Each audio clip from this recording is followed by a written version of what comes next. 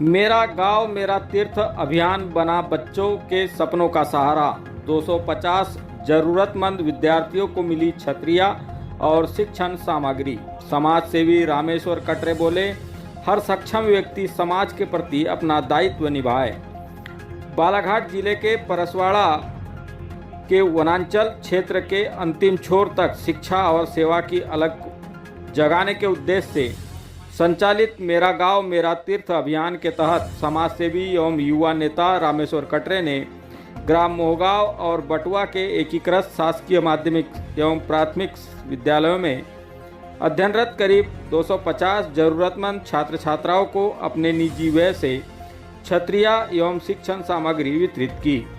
बारिश के मौसम में बच्चों को भीगने से बचने और उनकी पढ़ाई निर्बाध जारी रखे उद्देश्य से की गई इस पहल की ग्रामीणों और जनप्रतिनिधियों ने सराहना की।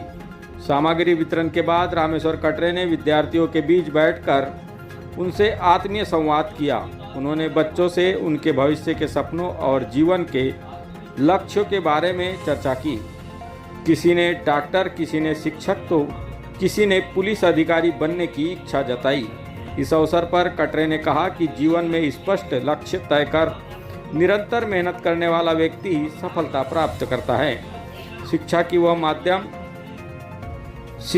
ही वह माध्यम है जो व्यक्ति, समाज और राष्ट्र का भविष्य संवारती है। मीडिया से चर्चा करते हुए रामेश्वर कटरे ने कहा कि वे स्वयं वनांचल क्षेत्र की कठिन परिस्थितियों में पले बढ़े। बचपन के संघर्षों ने ही उन्हें समाज के लिए कुछ करने की प्रेरणा दी। उन्होंने कहा कि छतरियां और शिक्षण सामग्री बांटना केवल सहायता नहीं बल्कि समाज में सेवा, संवेदनशीलता और जिम्मेदारी की भावना जगाने का प्रयास है।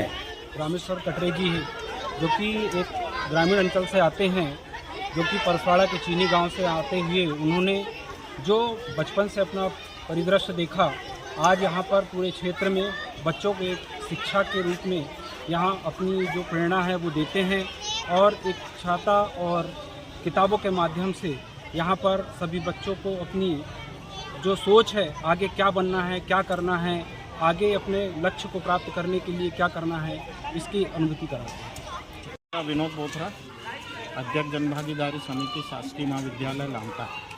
मेरा गांव मेरा तीर्थ, ये हमारे रामेश्वर कटरे जी की बहुत अच्छी पहल है, जो छोटे छोटे नन्हे मुन्ने बच्चों को प्रोत्साहित करता है कि स्कूल में पहुँचें और साथ ही साथ उनके साथ जो वहाँ पर प्रश्नोत्तरी की जा रही है, वाकई में वो सराहनीय है। बच्चों को आपकी आगे क्या रणनीति है, आपको क्या बनना है, आपको आगे क्या करना है, उस संबंध में जो प्रश्न किए जा रहे हैं उससे एक उनको बहुत अच्छी सीख मिल रही है। और साथ ही साथ उनके द्वारा जो स्टाफ को समझाया गया कि हर हफ्ते आप यहाँ पर बच्चों के साथ बैठकर सभा कर उन्हें आप समझाइए कि उनको प्लानिंग कैसी करनी है, आगे क्या बनना है, आगे कैसा रहना है, आपको देश के प्रति समर्पित भाव से किस फील्ड को चुनना है, उसके लिए जो उन्होंने आज यहाँ गाइडलाइन दी बहुत अच्छी लगी मुझे और मैं बहुत प्रभावित हुआ।